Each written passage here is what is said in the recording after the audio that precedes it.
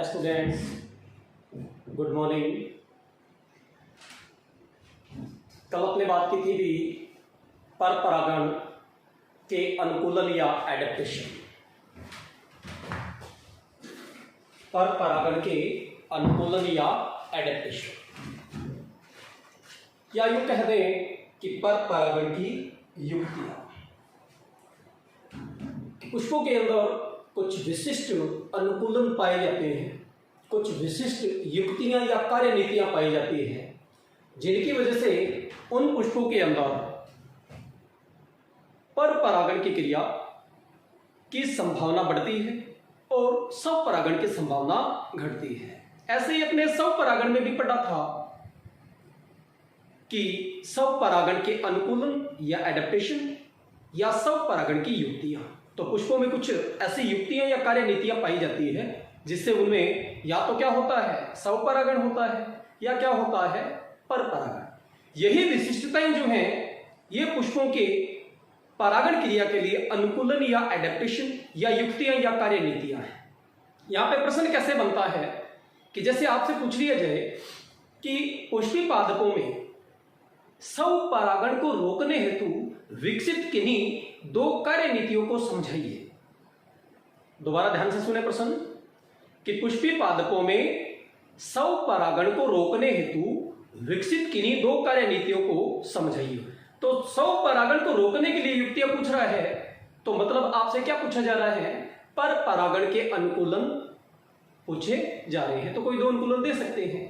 इसी प्रकार से आपसे पूछ लिया जाए कि पर परागण को रोकने हेतु विकसित किन्हीं दो कार्य नीतियों की चर्चा कीजिए, तो उसमें आपको क्या करना होगा, पर परागण को रोकने के लिए आप युक्तियां कौन सी देंगे, स्व परागण की युक्तियां देंगे।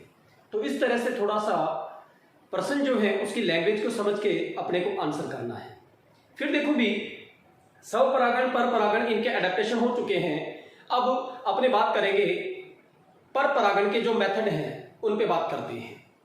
पर परागण की जो कार्य विधियां हैं उन पे बात करते हैं। तो हेडिंग डालेंगे पर परागण की पर परागण की विधियां। पर परागण की विधियां या methods of cross pollination. Cross pollination किसके मेथड की बात करने वाले अब यहां पे, क्रॉस पॉलिनेशन की। आप जानते हैं कि पर परागण जो है इसमें होता क्या है कि एक पौधे पर स्थित किसी पुष्प, ये एक पौधा है, इसके ऊपर ये कोई पुष्प लगे हुए हैं। एक पौधे पर स्थित किसी पुष्प के परागकण जो है पर परागण के दौरान कहां पहुंचते हैं, उसी प्रजाति के दूसरे पौधे पर स्थित किसी पुष्प के वर्तिकाग्र। यानी एक ही प्रजाति के दो अलग अलग पौधे। पर परागण में आपने पढ़ा है कि एक पौधे पर स्थित किसी पुष्प के परागकण उसी प्रजाति के दूसरे पौधे पर स्थित किसी पुष्प के वर्तिकाग्र तक पहुंचते हैं। जैसे यहां से यहां तक पहुंचे या यहां से यहां तक पहुंचे, इस पुष्प से इस पुष्प पे पहुंचे या इस पुष्प से यहां पहुंचे। तो हो रहा क्या है कि प्रत्येक कंडीशन में यही हो रहा है कि एक पौधे पर स्थित किसी पुष्प के परागकण उसी प्रजाति के दूसरे पौधे के ऊपर स्थित किसी पुष्प के वर्तिकाग्र तक पहुंच रहे हैं। तो ये जो क्रिया है ये क्या है, पर परागण है। पर परागण। अब यहां से यहां परागकणों का या फिर यहां से यहां परागकणों का परिवहन कैसे होता है, या एक पुष्प से परागकण दूसरे पुष्प तक पहुंचते कैसे हैं, इसी की चर्चा अपने करने वाले हैं किसमें भी, पर परागण की विधियों में। तो यहां से परागकण को यहां तक पहुंचाने के लिए कोई ना कोई माध्यम चाहिए, कोई ना कोई माध्यम की आवश्यकता होगी, या यूं कह दें कि किसी न किसी एजेंट की आवश्यकता होगी जो यहां से परागकणों को यहां तक पहुंचाएगा।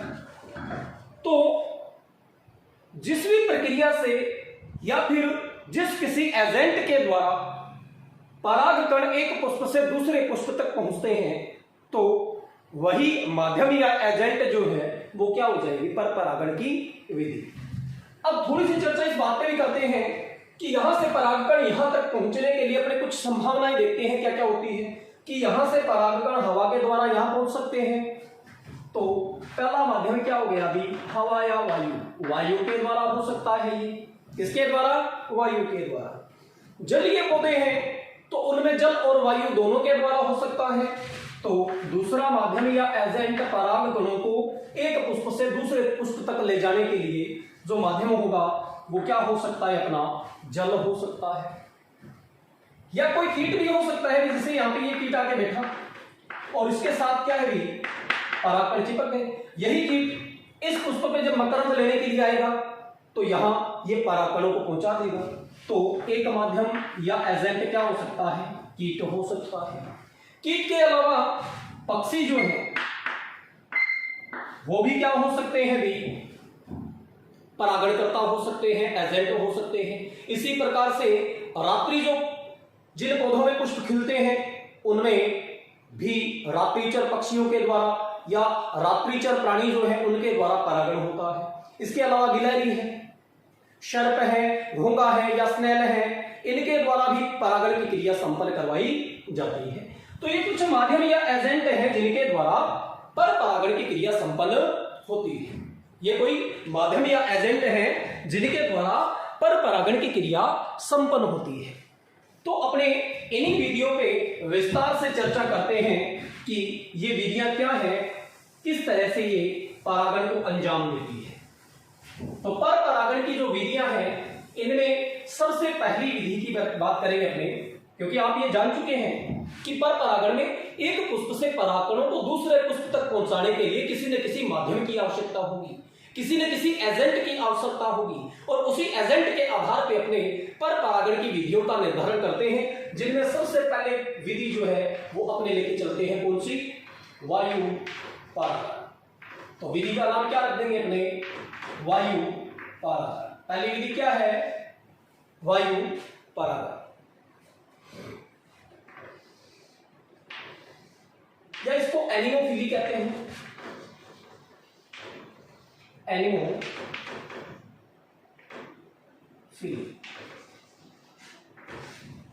वायु परागण या एनिमोफिली। वायु परागण या एनिमोफिली क्या है कि जब परागण की क्रिया वायु द्वारा संपन्न हो तो इसे वायु परागण या एनिमोफिली कहा जाता है। जब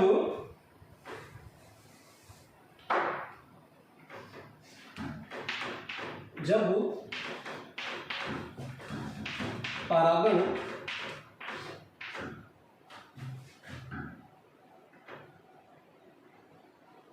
क्रिया वायु द्वारा संपन्न होती है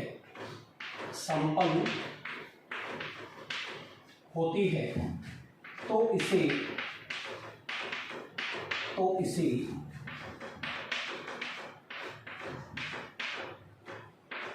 वायु परागण कहते हैं।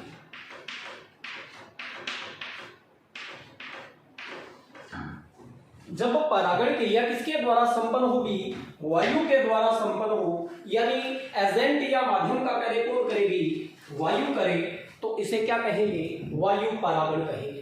क्या कहेंगे, वायु परागण या एनिमोफिली कहेंगे। अब देखो, वायु परागण जिन पुष्पों में पाया जाता है, वायु परागण जिन पुष्पों में पाया जाता है उन पुष्पों के परागकण जो है, परागकण वह पुष्प, इनमें कुछ विशिष्टताएं होती है। इनमें क्या होती है, कुछ विशिष्टताएं पाई जाती है। वायु परागित पुष्प जो होते हैं उनमें और उनके परागकणों में कुछ विशिष्टताएं पाई जाती है, जिनकी वजह से उनमें वायु परागण आसानी से संपन्न हो जाता है। बात करते हैं पहले परागकण। वायु परागित पुष्प जो है इसमें क्या है कि पराग कणों का परिवहन जो होता है या एक पुष्प से दूसरे पुष्प तक स्थानांतरण जो होता है वो किसके द्वारा संपन्न हो रहा है भी? वायु के द्वारा। तो आप जानते हैं वायु के द्वारा परागण की क्रिया संपन्न होगी तो एक पुष्प से परागकण दूसरे पुष्प तक वायु के द्वारा पहुंचेंगे।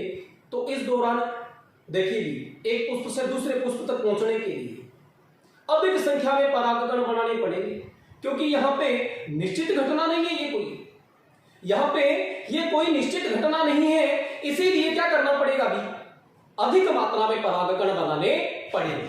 तो पहली विशेषता तो यही होगी कि परागकण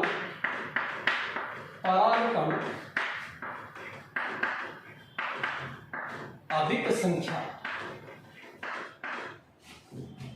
में बनाने पड़ेंगे। दूसरा, परागकण क्या है? अधिक संख्या में बनाने पड़ेंगे। दूसरा क्या है कि परागकण कैसे होने चाहिए? परागकण कैसे होने चाहिए? छोटे होने चाहिए। कैसे होने चाहिए? छोटे होने चाहिए। और छोटे के साथ साथ कैसे होने चाहिए? हल्के भी होने चाहिए। कैसे होने चाहिए? हल्के भी होने चाहिए। परागकण अधिक संख्या में हो, छोटे हो और हल्के हो। अब छोटे और हल्के क्यों भी? क्योंकि छोटे और हल्के होंगे तो वायु के साथ ये आसानी से एक स्थान से दूसरे स्थान तक पहुंच जाएंगे। तो इसलिए इनकी संख्या अधिक होनी जरूरी है।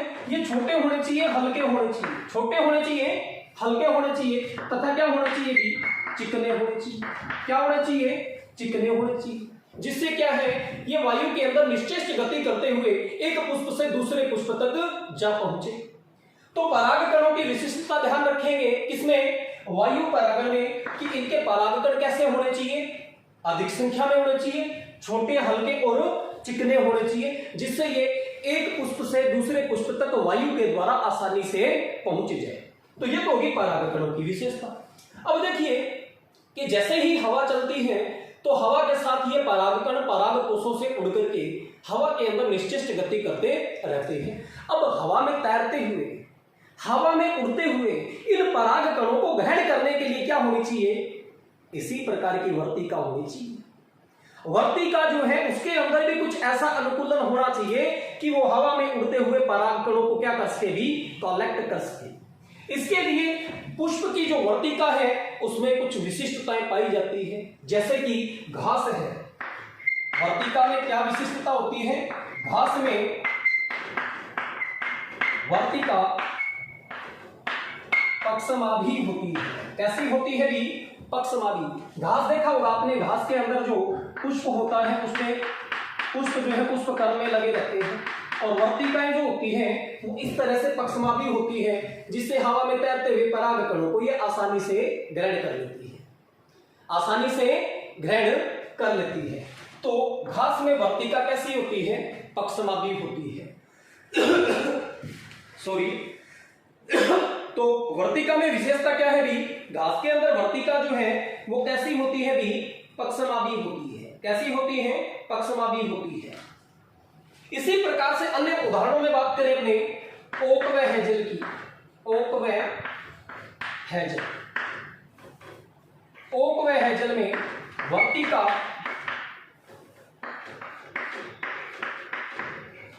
पुष्प से बाहर निकली रहती है, पुष्प से बाहर निकली रहती है, जिससे ये हवा में उड़ते हुए परागकणों को आसानी से क्या कर लेती है? ग्रहण कर लेती है। इसके अलावा बात करें अपने टाइफा में, किसमें भी? टाइफा में। टाइफा में वर्तिका जो होती है ये ब्रश के समान होती है। किसके समान होती है भी? ब्रश के समान होती है, जिससे ये हवा में उड़ते हुए परागकणों को आसानी से ग्रहण कर लेती है। तो ये है भी वायु परागण। क्या है भी? वायु परागण। तो वायु परागण क्या है? एलियोफिली। जब परागण क्रिया किसके द्वारा संपन्न हो? वायु द्वारा संपन्न हो तो इसे हम वायु परागण कहते हैं।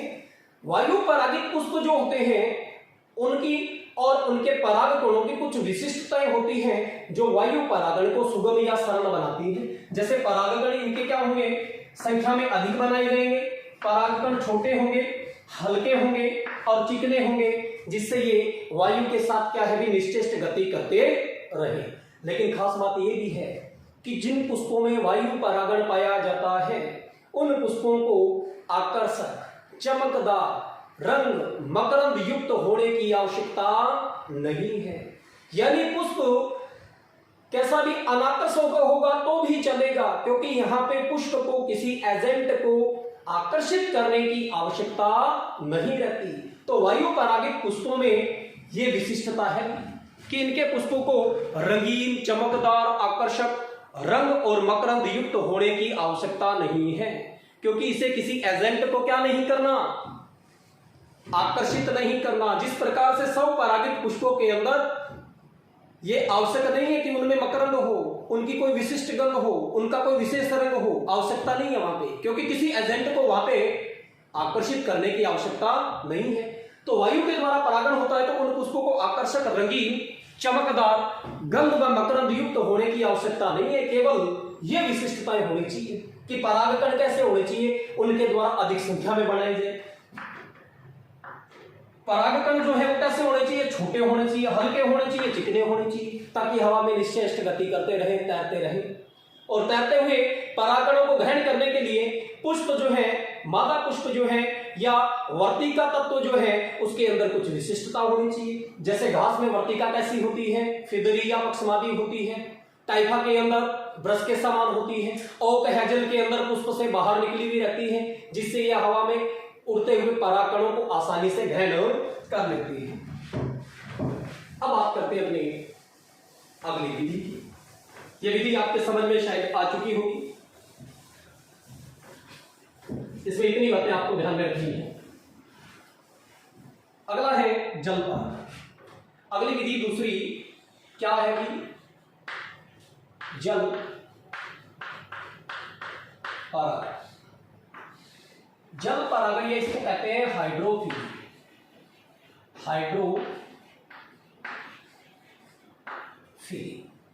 जल परागण या हाइड्रोफिली। जल परागण या हाइड्रोफिली क्या है कि जब परागण क्रिया जल के द्वारा संपन्न हो, जब परागण क्रिया जल के द्वारा संपन्न हो तो इसे हम क्या कहते हैं, जल परागण। जब परागण क्रिया जल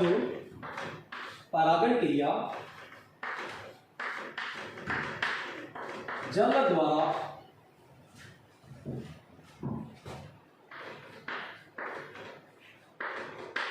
संपन्न हो तो इसे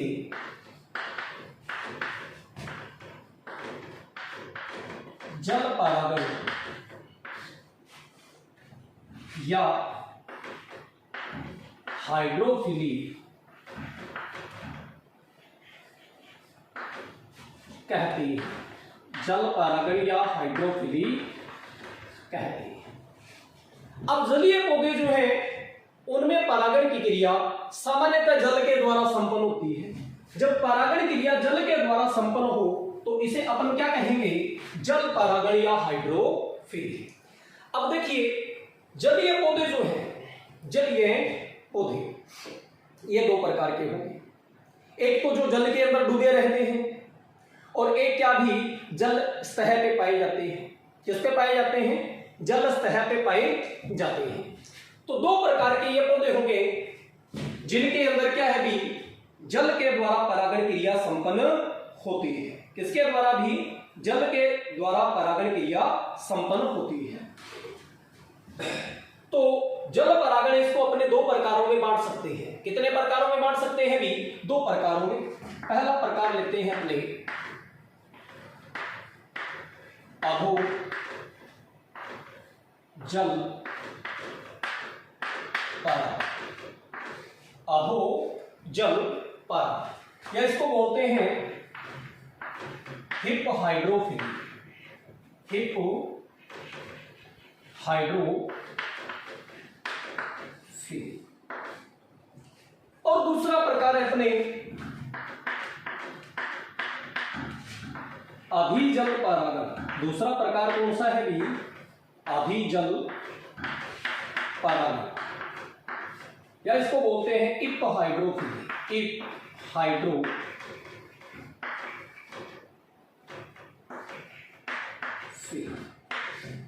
एक तो क्या है भी अधोजल परागण, एक अधिजल परागण। अब अधो और अधि क्या है?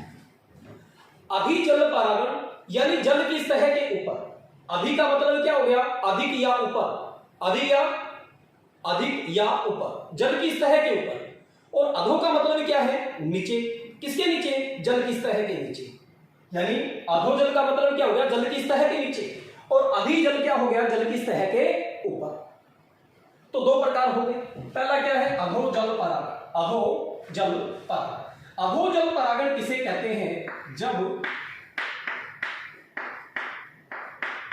परागण क्रिया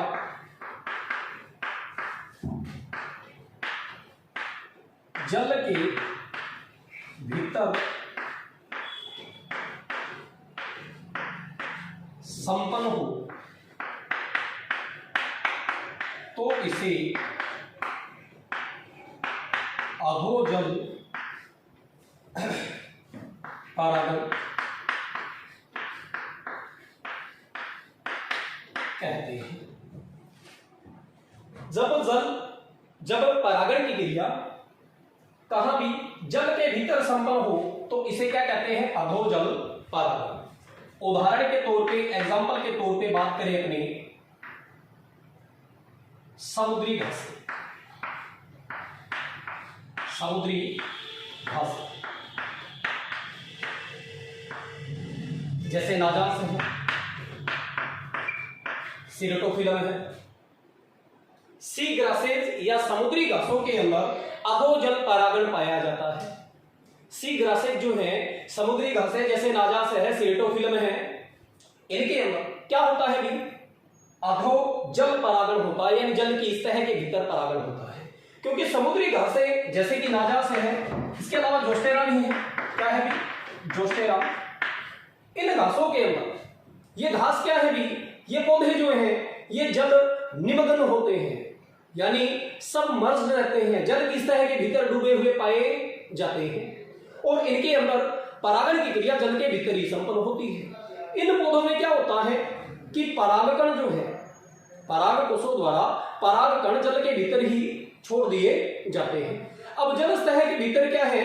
ये परागकण। देखिए परागकणों में इनमें भी विशिष्टता होती है कि परागकण कैसे होते हैं? इनमें लंबे फीते के समान होते हैं और जो जल में तैरते रहते हैं। तैरते हुए परागकण मादा पुष्प तक पहुंचते हैं और वहां पे क्या हो जाती है? परागण क्रिया संपन्न हो जाती है। तो अधोजल परागण की क्रिया सामान्यतः पाई जाती है समुद्री घासों में, जैसे नाजास है, जोस्टेरा है। इनके अंदर क्या होता है कि ये पौधे जो है जल निमग्न है। कैसे है भी? जल निमग्न। जल निमग्न या सबमर्ज्ड का मतलब क्या है कि पौधे जो है जल के भीतर, जल की सतह के भीतर डूबे हुए पाए जाते हैं। तो इन पौधों में परागण की क्रिया जल के भीतर ही संपन्न होगी, जिसे क्या कहेंगे अपने? अधोजल परागण। क्या कहेंगे? अधोजल परागण। अब दूसरा है अधिजल परागण। अधिजल परागण। अधिजल परागण क्या होता है कि जब परागण की क्रिया जल की सतह के ऊपर हो, जल की सतह के ऊपर संपन्न हो, तो नोट करेंगे, जब परागण क्रिया जल सतह पर संपन्न हो तो इसे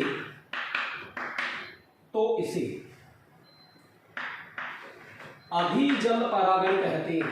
अधिजल परागण कहते हैं।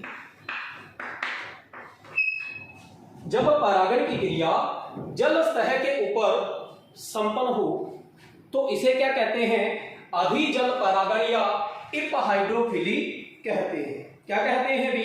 अधिजल परागण या इपहाइड्रोफिली। इसका सबसे अच्छा उदाहरण है जिसको अपने विशिष्ट प्रकार के परागण के अंदर भी पढ़ेंगे। एग्जाम्पल नोट करेंगे आप, ऊपर लिख देता हूं। एग्जाम्पल है अधिजल परागण की, वेलिस्नेरिया,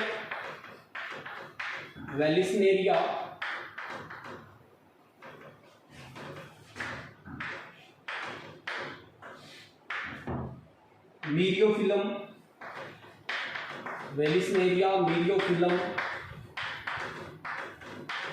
ओटेमोजिटोन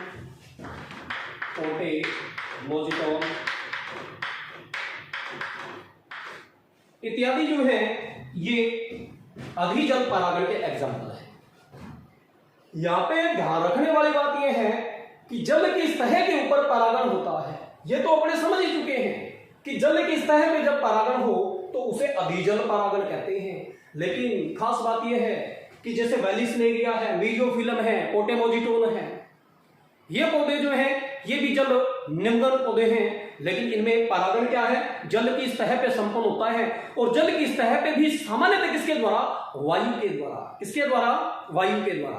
कि नर पुष्प जो हैं इनमें टूट करके बाहर आ जाते हैं, जल की सतह पे आ जाते हैं, और जल की सतह पर वायु के द्वारा ये तैरते रहते हैं। और वायु के साथ तैरते हुए, यानी वायु के प्रवाह के कारण जल की सतह पे तैरते हुए ये परागकण मादा पुष्प तक पहुंचते हैं और परागण क्रिया को संपन्न करवाते हैं। जैसे ये विशिष्ट एग्जाम्पल है, इसको आप अंडरलाइन कर लेंगे, वेलिस्नेरिया को, इसको भी वेलिस्नेरिया को, जो अपने विशिष्ट प्रकार के उदाहरणों में पढ़ने वाले हैं।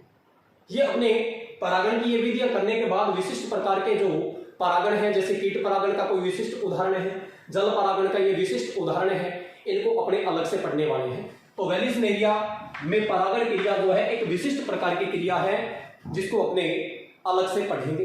तो यहां भी आपको ध्यान में रखना है कि अधिजल परागण पाया जाता है किसमें, वेलिस्नेरिया में, जो जल की सतह पे वायु के द्वारा संपन्न होता है। जल की सतह पे वायु के द्वारा संपन्न होता है। और वेलिस्नेरिया में जो परागण का विशिष्ट उदाहरण है, इसी प्रकार से साल्विया में कीट परागण का विशिष्ट उदाहरण है, इनको अपने अलग से पढ़ेंगे। और ये जो परागण के विशिष्ट उदाहरण है ये आपके प्रैक्टिकल में भी है, किसमें है भी, प्रैक्टिकल में भी है। तो इनकी चर्चा अपने विशेष में करेंगे। तो ये होता है भी जल परागण।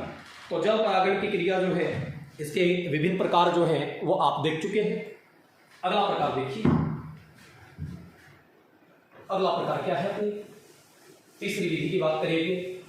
तो सबसे ज्यादा जो परागण संपन्न होता है वो यही विधि है जो अपने करने जा रहे हैं। कौन सी, कीट परागण, कीट परागण। तो तीसरी विधि की हेडिंग डालें आप, कीट परागण। कीट परागण या इसको बोलते हैं एंटमोफिली। कीट परागण या एंटमोफिली।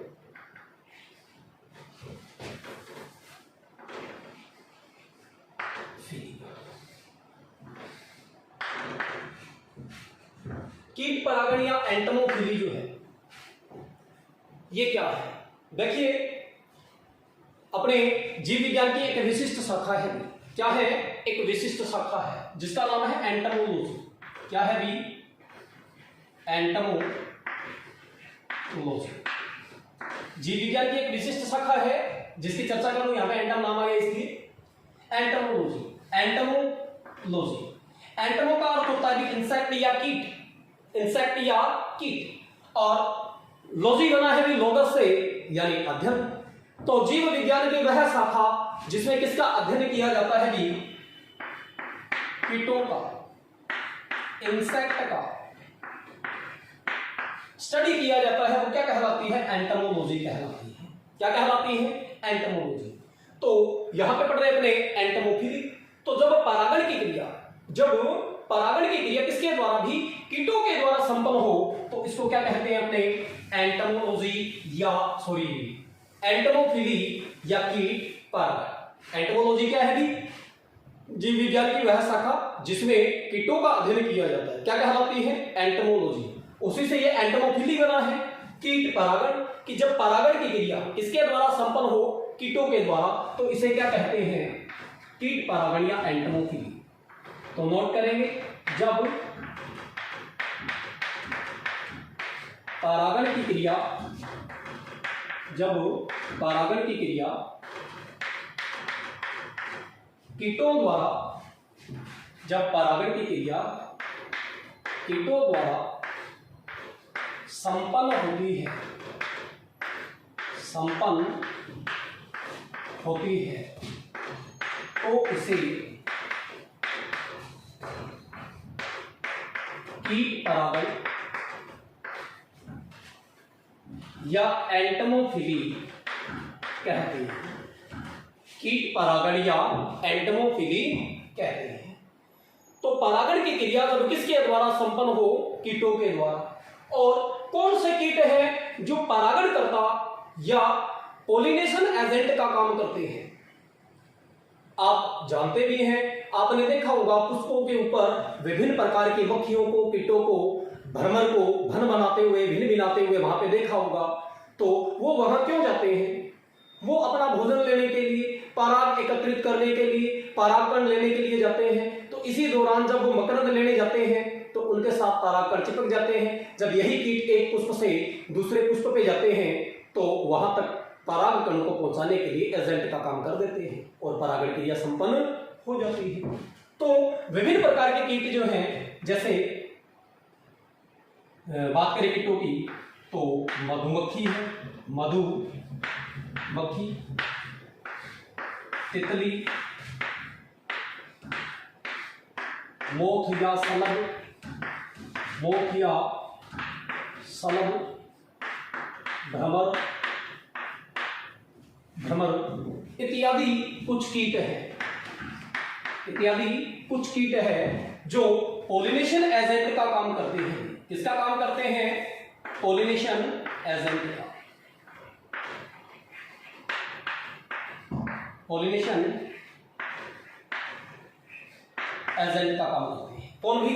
मधुमक्खी, तितली, मोथ, शलभ, भ्रमर इत्यादि ये हैं जो कीट हैं, ये पोलिनेशन एजेंट या परागण अभिकर्ता का कार्य करते हैं। परागण अभिकर्ता का कार्य करते हैं। अब ये परागण अभिकर्ता का कार्य करते हैं तो देखिए ये तो क्या करते हैं? पुष्पों में परागण करवाते हैं। बदले में पुष्प जो है वो इनको कुछ पारितोषिक भी देते हैं, कुछ इनको इनाम भी देते हैं। इनाम के रूप में इनको क्या मिलता है? भोजन मिलता है या पोषण मिलता है, मकरंद मिलता है, या ये कीट जो है अपने अंडे देने के लिए उपयुक्त स्थान की जो खोज करते हैं वो स्थान भी उपलब्ध कौन कराते हैं? कई बार पुष्प करवाते हैं, जो कुछ विशिष्ट उदाहरणों में अपने पढ़ेंगे। तो ये एजेंट जो है ये परागण करवाते हैं और बदले में पौधा जो होता है इनको कुछ न कुछ पारितोषिक देता है। तो यहाँ पे कुछ कीटों के द्वारा जो विशिष्ट प्रकार का परागण करवाया जाता है, बदले में पौधा जो है उन कीटों को कुछ न कुछ इनाम स्वरूप, पारितोषिक स्वरूप प्रदान करता है। वहां पे अपने बात करते हैं तो कैसी क्रिया है? सहोपकारी क्रिया होगी। कैसी क्रिया होगी? सहोपकारी क्रिया होगी, जिसमें दोनों जीव एक दूसरे को लाभ पहुंचा रहे हैं। कीट तो पौधे को परागण के द्वारा लाभ पहुंचा रहा है, बदले में पौधा कीट को भोजन प्रदान कर रहा है, आश्रय प्रदान कर रहा है। इस तरह की क्रियाएं अपने इकोलॉजी के अंदर पढ़ने वाले हैं, तो इसीलिए थोड़ी सी चर्चा की है यहाँ पे। तो इकोलॉजी में जो ये कीटों के बीच, पादपों के बीच यानी भिन्न भिन्न जीवों के बीच जो पारस्परिक क्रियाएं होंगी या पारस्परिक अनुक्रियाएं होंगी, उनकी स्टडी अपने इकोलॉजी के अंदर करेंगे। यहां पे देखिए कीट जो है इनमें मधुमक्खी जो है उसके द्वारा सर्वाधिक यानी पोलिनेशन एजेंट के रूप में सर्वाधिक काम जो करती है वो कौन करती है? मधुमक्खी। लगभग जो कीट द्वारा परागण होता है उनमें 70% परागण क्रिया मधुमक्खियों के द्वारा संपन्न की जाती है। उसके बाद तितली, मोथ, शलभ इनका नंबर आता है। सर्वाधिक लगभग 70% कीट परागण किनके द्वारा संपन्न करवाया जाता है? मधुमक्खियों के द्वारा संपन्न करवाया जाता है। अब कीट परागित पुष्प जो है उनके परागकणों की कुछ विशिष्टताएं होती है जिनकी वजह से इनमें क्या होता है? कीट परागण होता है। तो कीट परागित पुष्पों के जो परागकण है, पुष्प है, उनके अनुकूलन है, उनकी विशिष्टताओं की बात करें तो कीट परागित जो पुष्प होते हैं वो कैसे होते हैं? रंगीन होते हैं। कैसे होते हैं? रंगीन होते हैं, चमकदार होते हैं। कैसे होते हैं? चमकदार होते हैं। कैसे होते हैं? आकर्षक होते हैं। कैसे होते हैं? आकर्षक होते हैं। कैसे होते हैं? विशिष्ट गंध युक्त होते हैं, वे मकरंद युक्त होते हैं। कैसे होते हैं? विशिष्ट गंध और मकरंद युक्त। तो कीट परागित पुष्प जो है वो रंगीन, चटक, चमकदार, आकर्षक, गंध और मकरंद युक्त होते हैं, जिससे कीट इनकी ओर क्या होते हैं? आकर्षित होते हैं। क्या होते हैं भी? आकर्षित होते हैं। आकर्षित होकर आए हुए कीट जो है इन पुष्पों के परागकणों को यहां से कलेक्ट करते हैं और दूसरे पुष्प तक पहुंचाने का कार्य करते हैं। इसके अलावा कीट परागित पुष्प है, इनके परागकण जो है उनकी भी कुछ विशिष्टता होती है। परागकण जो है उनकी कुछ विशिष्टताएं होती हैं। वो क्या है कि परागकण जो है खुरदरे होते हैं। कैसे होते हैं भी? खुरदरे होते हैं। परागकण चिपचिपे होते हैं। कैसे होते हैं भी? चिपचिपे होते हैं। आपने पढ़ा था टैपिटम द्वारा स्रावित पोलन किट के बारे में। तो पोलन किट क्या थी भी? परागकणों के बाह्य छोर पे पाई जाने वाली एक तेलीय परत, जिसके कारण परागकण चिपचिपे होते हैं और कीटों के साथ आसानी से चिपक जाते हैं। तो इन पुष्पों के परागकण कैसे होते हैं भी? खुरदरे होते हैं, चिपचिपे होते हैं, जिससे ये कीटों के साथ आसानी से चिपक जाते हैं और परागण क्रिया संपन्न हो जाती है। तो ये पुष्प और परागकणों की इनकी विशिष्टताएं हैं। उदाहरण के रूप में कीट परागण की बात करें तो शालविया में कीट परागण पाया जाता है। युक्का पादप जो है उनमें कीट परागण पाया जाता है। इनके ये विशिष्ट एग्जाम्पल जो है इनकी बात अपने अलग से करेंगे। तो यहाँ ये 3 विधियां कंप्लीट होती हैं। इसके बाद अगली विधि की बात करेंगे नेक्स्ट क्लास में। तब तक के लिए धन्यवाद।